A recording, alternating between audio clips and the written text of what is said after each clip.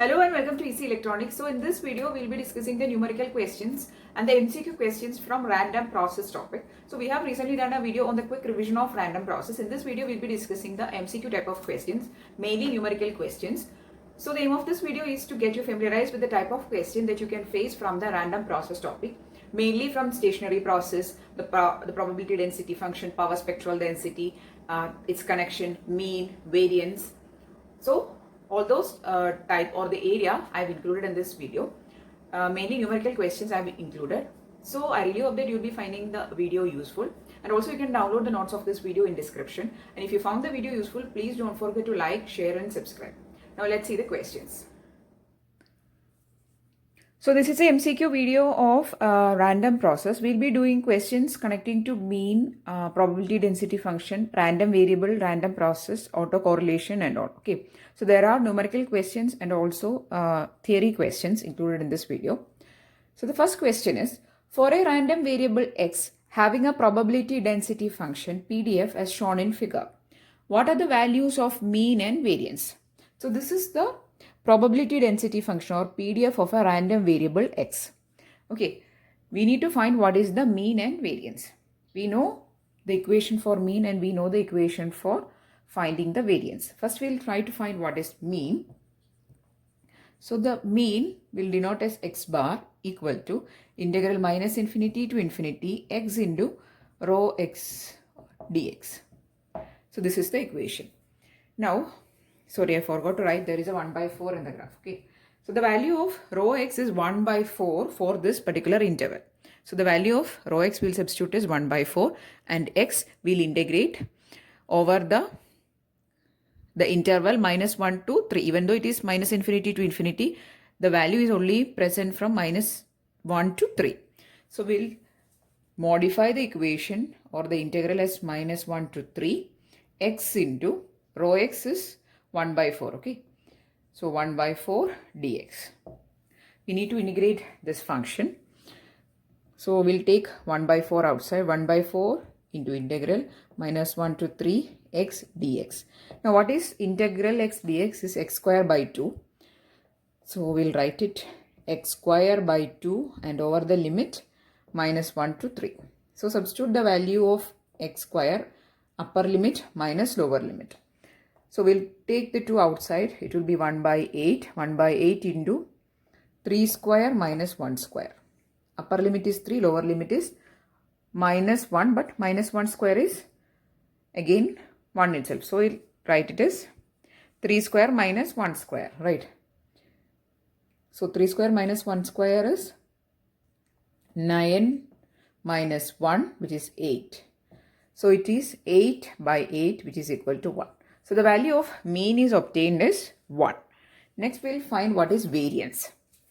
We'll write the mean value here. Mean is 1. Next we are going to find what is variance. And the equation for variance is variance VAR of x equal to E of x square. That is expectation of x square, or we need to find the mean of x square minus mean square or E of x square. So this is the equation for variance. We have discussed in the random process video, in the quick revision video, we have discussed the equation for mean, variance, autocorrelation, all those equations we have discussed. So this is the equation for finding the variance. So for that, first we need to find what is the expectation of x square or the mean of x square. Okay, so we need to find what is mean of x square, or we'll call it as x square bar. Okay, that is equal to integral minus infinity to infinity x square rho x dx. Okay, so the value of rho x is 1 by 4. We'll take it outside. So it is 1 by 4. Again, minus infinity to infinity is minus 1 to 1. What is integral x square dx? It is x cube by 3 over the interval minus 1 to 1. Sorry, minus 1 to not 1, it is 3. Yeah.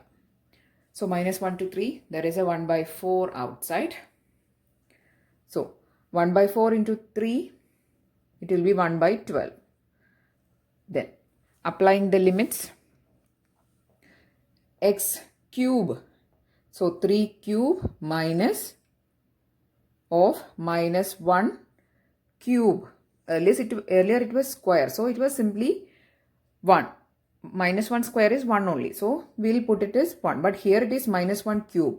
So it is a plus 1. Minus 1 cube is again minus 1. So it is plus 1. So we will get 3 cube plus 3. That is 27. Sorry, 3 cube plus 1. That is 27 plus 1, which is 28. So we'll get 28 by 12. We can write it as 28 by 12 or 7 by 3.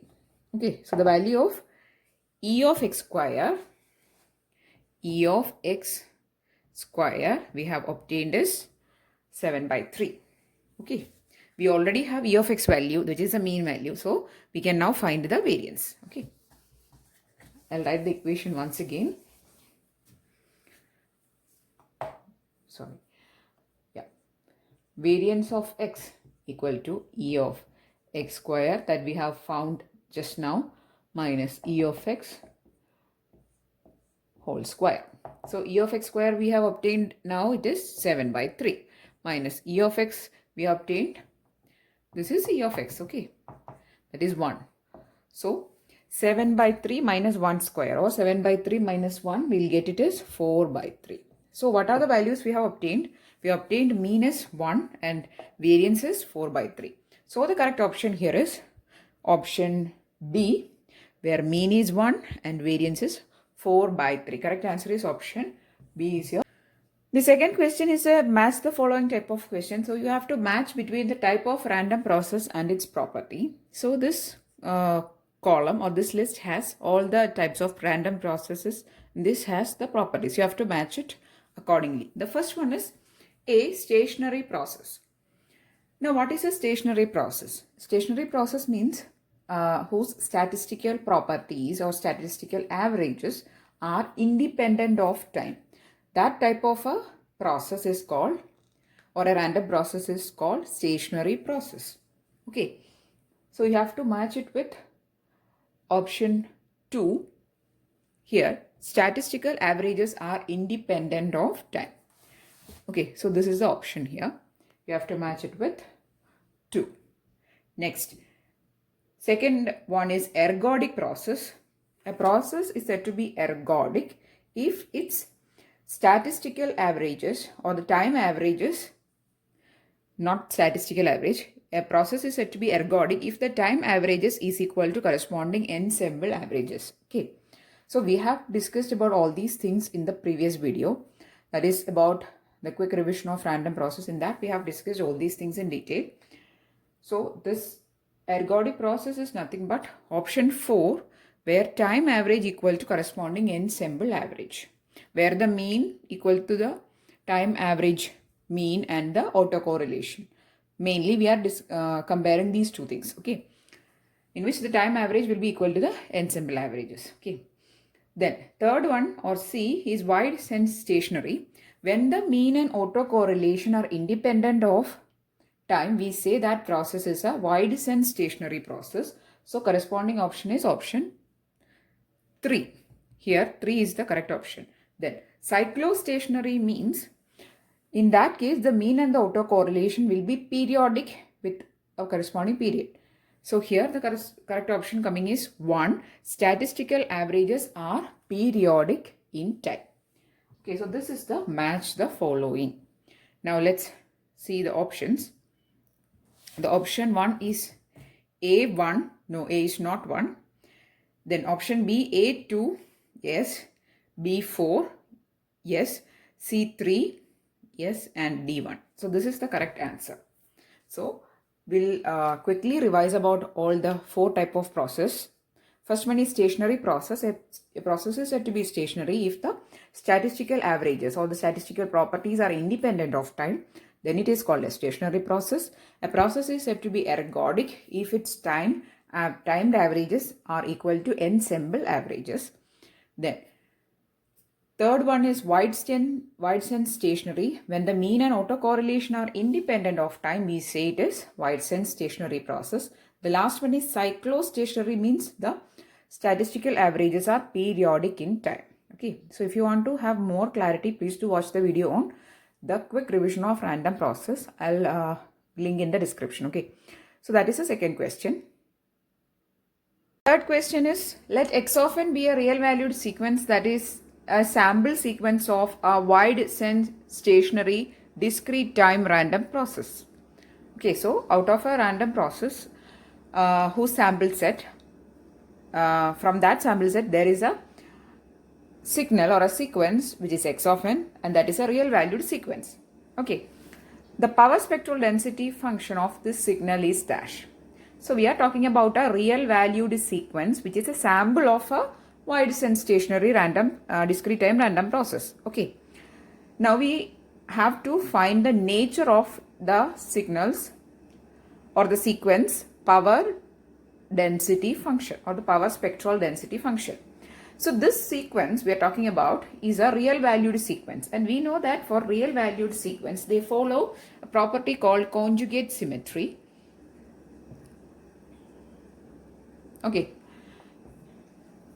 and due to this conjugate symmetry, we are discussing about this conjugate symmetry, digital signal processing in DFT and all.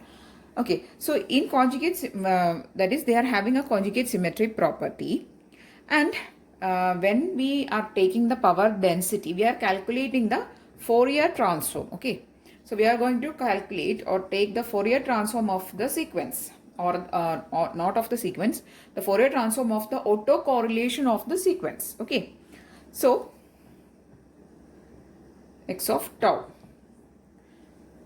or that is the autocorrelation first we will be calculating, and its Fourier transform will give the power density or the power spectral density. Now since this sequence is a real valued sequence, when we take the Fourier transform, that will be real and even due to the conjugate symmetry process. Conjugate symmetry property. The sequence power density will be real and even. Now whether it will be negative or non-negative. So when we are taking the power density, we are taking the mode square. Okay, so in that case, that is x of e raised to j omega square we are taking. It is a, since we are taking the modulus and also the square, it will be only non-negative. Okay, so the answer is it will be real, even and non-negative. Now why it is real, even and non-negative? First case is because since it is a real valued sequence, it has conjugate symmetry and the Fourier transform will be real and even only. And also since we are taking the PSD or the power spectral density mode square we are taking, so that in that case it will be only non-negative. No negative values will be present. Okay, the correct answer is option B, real, even and non-negative. Generally the power spectral density functions and the values will be only non-negative. Okay, this question is, for a random signal x of t defined for t greater than equal to 0, its probability density function PDF at t equal to t0 is such that. So in this question we are talking about probability density function. In the previous question we discussed about the PDF, the power density or the power spectral density function. Okay, so what is the nature of probability density function or PDF is the question. So we know that the probability will be defining in between 0 and 1. Probability can take only value between 0 and 1.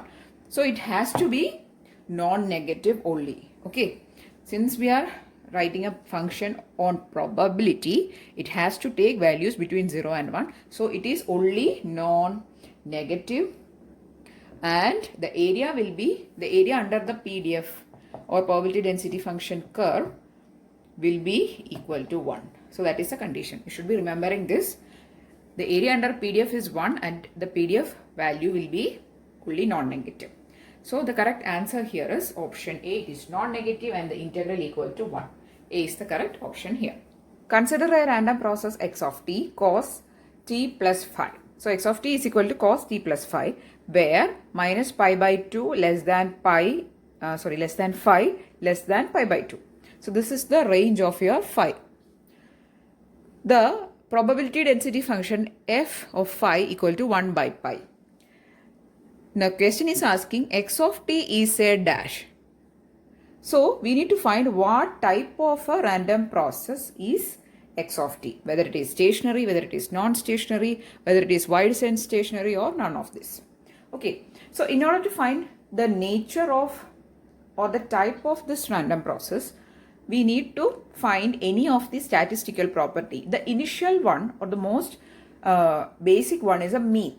So if mean is independent of time, then we have to go for autocorrelation. Then we have to go for the other statistical properties in order to find whether it is stationary or wide sense stationary. So if the mean and the autocorrelation is independent of time shift, it is wide sense stationary. If the mean is depending on time, it is non-stationary. If the mean and all other properties are generally independent of time, then it is stationary. Okay.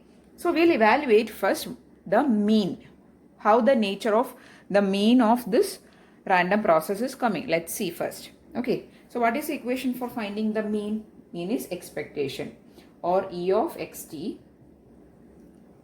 that is equal to, we are going to integrate the function phi. Okay, so the limits is for phi and it is varying from minus pi by 2 to pi by 2. Pi by 2 x of t into f phi d phi. Okay, so what is x of t? We have to substitute these two variables. So I'll write minus pi by 2 to pi by 2. X of t is cos t plus phi. Then f of phi is 1 by pi. We'll take it outside since 1 by pi is a constant. 1 by pi into d phi. So this is your integral. Now you have to apply the integration of cos t plus phi d phi and then you have to apply the limits. So cos t plus phi d phi is sine. So we'll get sine t plus phi over the limits minus pi by 2 to pi by 2. So generally when doing these random processes problem, you have to apply integration and then applying the limit. These type of questions you can face. Okay, so these questions are not just random questions. These are previous year GATE and ISRO questions only. So just to familiarize view the type of questions that can come. Okay, so you are getting 1 by pi. Then you have to apply the values of phi as pi by 2 and minus pi by 2. So you will be getting, I'll write it below. So you will be getting 1 by pi sine t plus pi by 2 minus sine t minus pi by 2 when you apply the phi values, upper limit and lower limit. And the final value that you are getting is 2 by pi when you solve this, and there is a 1 by pi outside also. Okay, so 2 by pi cos t will be your final result. So here if you observe, the expectation or the mean is 2 by pi cos t. So this is not a constant. It is depending on the time. So it is a non-stationary process. Okay. So the correct answer here is option B. Okay. So in order to find whether the process given is stationary or non-stationary or wide sense stationary, you just have to evaluate the statistical parameters or the properties. First property we are evaluating is mean. Only if it is satisfying or only if the mean is satisfying, you have to go for autocorrelation and other properties. Generally we go for mean and autocorrelation firstly. Okay, since the mean itself is not independent of time, this is not a stationary or a wide sense stationary process. This is a non-stationary process. Correct answer is option B. Okay, so these are the questions which I have included in this video. So I really hope that you have now familiarized with the type of questions that can come from the random process area of digital communication. So in this week we'll be doing videos for random process. I mean, we have already done the video of random process. Next we'll be doing the video for power spectral density and its numericals. Then information theory, coding, the type of codes, all those things we'll be discussing in this week. Okay, and also all the videos will be exam point of view videos and also numerical videos will be there. Okay, so I really hope that you found the video useful. If yes, please do give it a thumbs up and also share it with your friends who's preparing for any sort of competitive examination of electronics. A lot of exams is going to come. And if you found the video useful, please do share. And if you want more videos, please do subscribe to the channel. Thanks for watching and keep on watching.